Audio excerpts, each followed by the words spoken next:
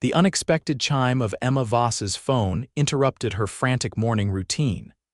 She'd been up since 5 a.m. preparing for the biggest pitch meeting of her career as a freelance graphic designer. With coffee in one hand and mascara in the other, she barked commands at her phone's voice assistant. "Text Mom," Emma said clearly, watching her phone screen light up. "Need to get almond milk, those fancy crackers she likes, new shower gel, the lavender one, not vanilla printer paper, and maybe those chocolate cookies if they're on sale. Love you." Emma hit send without looking, dropped her phone on the bathroom counter, and returned to her makeup application. The presentation for Vanguard Publishing was in 90 minutes, and she needed every second to prepare. Across town, William Carter was reviewing quarterly reports in the back of his town car when his phone buzzed. The CEO of Meridian Hospitality Group, a rapidly expanding luxury hotel chain, rarely received personal texts at 7:30 a.m. Curious, he glanced at the notification from an unknown number. "Need to get almond milk, those fancy crackers she likes, new shower gel, the lavender one, not vanilla printer paper, and maybe those chocolate cookies if they're on sale. Love you." Will stared at the message, bemused. Clearly a wrong number, but something about the specificity made him smile. The lavender shower gel imperative particularly amused him. After a moment's hesitation, he decided to respond. "I'm afraid you've texted the wrong person, but I do agree that lavender is superior to vanilla when it comes to shower products." Emma didn't see the reply until she was already in the elevator heading to her meeting. When she finally checked her phone and saw the unfamiliar number, her heart sank. She quickly pulled up her recent messages and realized with horror that she'd sent her shopping list to a complete stranger instead of her mother. "Oh my God, I'm so sorry," she typed frantically. "New phone, still getting used to the contacts. Please disregard." The elevator doors opened and Emma hurried across the lobby, embarrassment warming her cheeks as she waited for the crosswalk signal. Her phone pinged again. "No need for apologies. Your list actually reminded me I need printer paper too. Good luck with your shopping expedition." Emma smiled despite herself. Something about the polite response made her relax a little. At least the stranger wasn't creepy. As she reached the publishing house building, she impulsively typed back, "Thanks for being cool about it. You've helped calm my nerves before a big meeting." We'll read her response as his driver pulled up to Meridian's downtown headquarters. He found himself oddly intrigued by this random connection, a brief, harmless interaction that felt refreshingly human compared to his day of boardroom discussions and acquisition strategies. "Glad to help. Best of luck with your meeting. Knock him dead." Will pocketed his phone and stepped out into the crisp autumn air, his mind already shifting to the day's agenda. At 34, he'd spent the last decade building Meridian from a small boutique hotel into a recognized luxury brand with 20 properties across the country. Today's executive meeting would finalize plans for their most ambitious project, yet a landmark property in downtown Chicago. Emma's presentation went brilliantly. Vanguard Publishing loved her cover designs for their new young adult fantasy series, and they commissioned her for the entire 6-book deal. On Cloud 9, she celebrated with an impromptu shopping trip, actually purchasing everything from that accidental text, including the chocolate cookies, which happened to be on sale. Standing in the checkout line, she remembered the stranger who had received her shopping list. On impulse, she pulled out her phone. Update: meeting was a success and the cookies were on sale. It must be my lucky day. She hit send before she could second-guess herself. It was silly texting a stranger like this, but something about it felt exciting. Like passing notes in class to someone you'd never met. Will was in the middle of a heated discussion about sustainable design elements when his phone vibrated. He normally never checked personal messages during meetings, but he found himself discreetly glancing at the screen. The shopping list stranger. He suppressed a smile and turned his attention back to his chief operations officer's presentation. It wasn't until later that evening, while enjoying a rare moment of quiet in his penthouse with a glass of scotch, that Will responded, "Congratulations on your meeting. I'm enjoying a small victory myself today, finally convinced my team to incorporate more sustainable practices into our newest project." The cookies sound like an appropriate celebration. Emma was curled up on her couch sketching preliminary ideas for the book covers when her phone chimed. She hadn't really expected a response from the wrong number, and finding one made her unreasonably happy. "Thanks. What kind of project requires sustainable practices? Are you some kind of environmental engineer?" Will contemplated how to respond. He rarely discussed his position with new people. It tended to change the dynamic instantly. For once, someone was talking to him without knowing about his wealth or status, and it felt oddly refreshing. "I work in hospitality. We're developing a new property and I'm pushing for more eco-friendly solutions throughout." Emma nodded appreciatively at her phone. "That's awesome. The world needs more businesses thinking that way. I'm a graphic designer, by the way. Just landed a book cover series today." Their conversation continued sporadically over the next few days. Brief messages about their days, small victories and frustrations, with no names exchanged and no real personal details shared. It was strangely liberating for both of them. For Will, it provided a rare opportunity to speak freely without the weight of his position influencing the conversation. For Emma, it became a peculiar friendship, a connection with no expectations or history. After a week of texting, Emma was working late when her phone chimed. "Random question, what's your go-to coffee order?" Emma smiled, finding his question endearing. "Oat milk latte with an extra shot and cinnamon. Basic but effective. You?"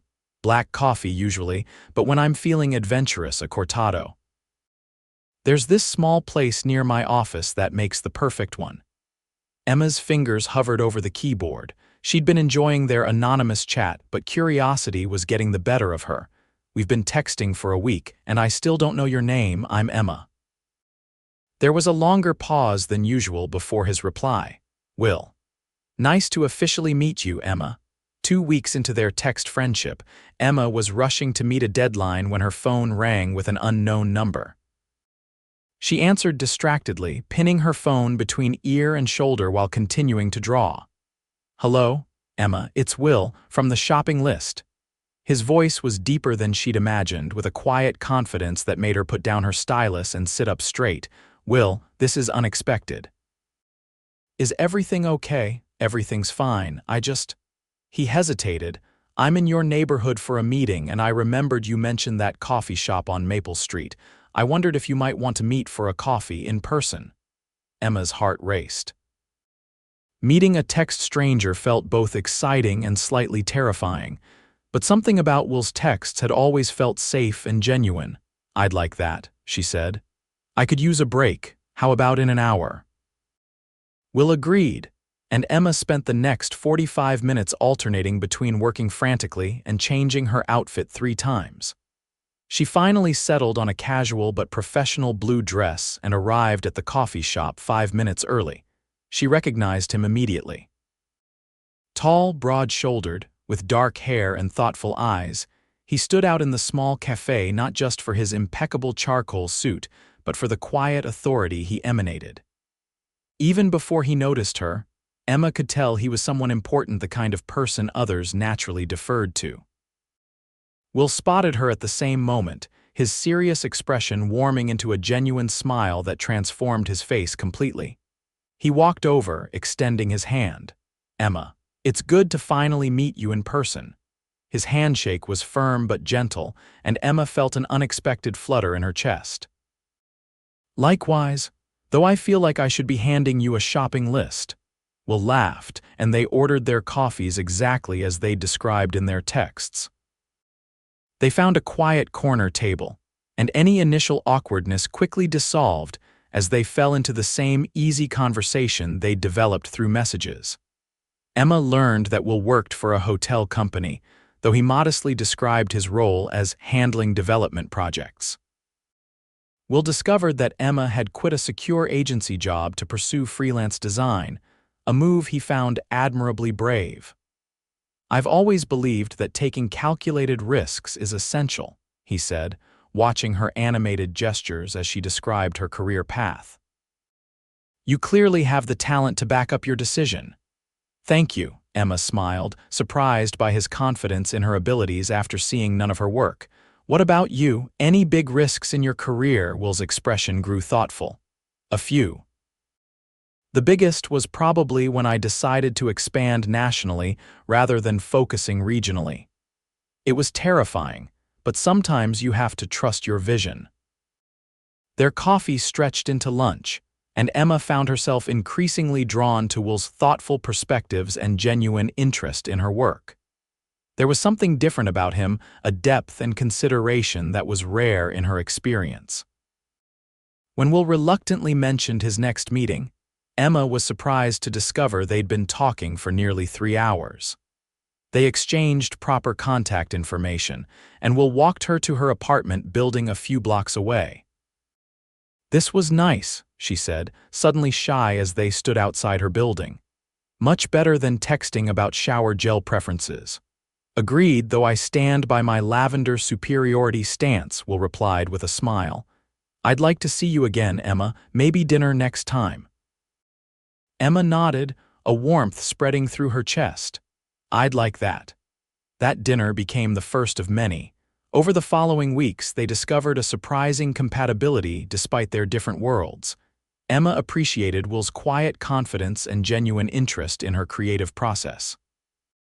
Will found himself captivated by Emma's passionate approach to life and her unflinching honesty. What Will hadn't shared was the full extent of his position. He'd mentioned working for Meridian Hospitality Group, but had been deliberately vague about his role. It wasn't that he intended to deceive Emma, he simply wanted to ensure their connection was based on who they were, not what he did or how much he was worth. The truth emerged unexpectedly, about a month into their relationship. They were enjoying dinner at a small bistro when a businessman approached their table, apologizing for the interruption. "Mr. Carter, I'm sorry to disturb your evening, but I just wanted to say that your keynote at the Hospitality Summit last month was inspiring. Your vision for Meridian's expansion is exactly what the industry needs." Will thanked him politely but tensely, aware of Emma's questioning gaze across the table. After the man left, Emma raised an eyebrow. "Mr. Carter." That sounded rather formal for someone who just handles development projects. Will sighed, running a hand through his hair. "I may have understated my position slightly. I'm actually the CEO of Meridian." Emma set down her fork. "The CEO, as in the person who runs the entire company." "Yes," Will admitted. "I founded it 10 years ago. So when you talked about deciding to expand nationally, it was my decision, yes, along with my board." Emma fell silent, processing this revelation. She'd looked up Meridian after their first date and knew it was a significant luxury hotel chain. The realization that Will wasn't just an employee but the founder and CEO, undoubtedly extremely wealthy and powerful, was jarring. "Why didn't you tell me?" she asked finally. Will leaned forward. "Because every time I tell someone what I do, it changes things. People either want something from me or treat me differently. With you..." He hesitated. "With you, I was just Will, the guy who preferred lavender shower gel and black coffee." Emma considered this, understanding his reasoning but still feeling slightly misled. "I get that, but relationships need honesty, Will. I've been completely open with you." "You're right," Will conceded. "I should have told you sooner." "It wasn't a deliberate deception, more a reluctance to change what we had." "I'm sorry." Emma nodded slowly. "I appreciate the apology. I just need some time to process this." The revelation created a temporary distance between them. Emma found herself wondering if their entire connection had been built on partial truths. Was she merely an interesting diversion for a powerful executive, someone refreshingly removed from his usual circle? For his part, Will worried he'd damaged something precious. In Emma, He'd found someone who valued him for his thoughts and character rather than his achievements or wealth, a rarity in his experience. The possibility of losing that authentic connection troubled him deeply. A week after the revelation, Emma received a delivery at her apartment, a small package containing printer paper, almond milk, fancy crackers, lavender shower gel, and chocolate cookies, along with a note.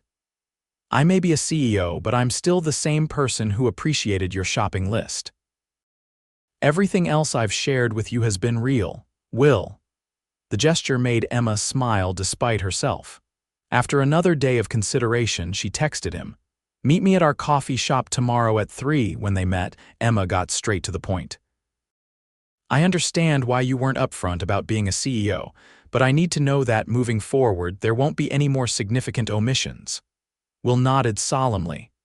"Absolute honesty from now on, you have my word." "Good," Emma said, relaxing slightly, "because I like you, Will. The real you, not your job title or bank account." Will's expression softened. "That's exactly why I like you too, Emma. You see me, not the CEO." They gradually rebuilt their momentum, with Will making a conscious effort to share more about his work and responsibilities. Emma visited Meridian's headquarters and was impressed by the respect Will commanded and the vision he had for the company. Far from the cold corporate executive she might have imagined, Will led with compassion and innovation, traits she'd already recognized in him personally. 3 months into their relationship, Will invited Emma to accompany him to Chicago for the groundbreaking ceremony of Meridian's new flagship hotel, the sustainable project he'd mentioned in their early texts. Watching him speak passionately about creating luxury hospitality that respected the environment, Emma felt a surge of pride. That evening in their hotel suite overlooking Lake Michigan, Will seemed uncharacteristically nervous. "What's on your mind?" Emma asked, joining him by the window. "The ceremony went perfectly." "It's not about the ceremony," Will admitted. "It's about us. These past few months have shown me something important." Emma turned to face him fully, her heart accelerating. "Before you, I was successful but isolated," Will continued. "My life was Meridian. But with you," he took her hands in his, "with you, I've discovered there's so much more. You've brought color and perspective into my world." Emma squeezed his hands. "You've changed my life too, you know. Not with your resources or position, though I won't lie, flying private was pretty amazing, but with your support and belief in me." Will smiled, then grew serious again. "I know it's only been a few months, but I've never been more certain of anything. I love you, Emma. Not just for now, but for my future." Emma's eyes widened as Will reached into his pocket and produced a small velvet box. Inside was a stunning emerald ring, her favorite gemstone, as she'd once mentioned in passing. "I'm not proposing marriage yet," Will clarified quickly. "That would be rushing things, but this is a promise ring, a commitment that I'm all in whenever you're ready." Tears welled in Emma's eyes as she looked from the ring to Will's hopeful expression. "I love you too, and I accept your promise." As Will slipped the ring onto her finger, Emma laughed suddenly. "What?" he asked, concerned. "I just realized we've gone from a mistaken shopping list to a promise ring in 4 months. My mother is going to think I'm insane." Will grinned. "Speaking of your mother, I should probably meet her before we take the next step." "Definitely," Emma agreed, "and I should meet your family too." "They'll love you," Will assured her, "though my sister will never let me hear the end of finding love through a wrong number."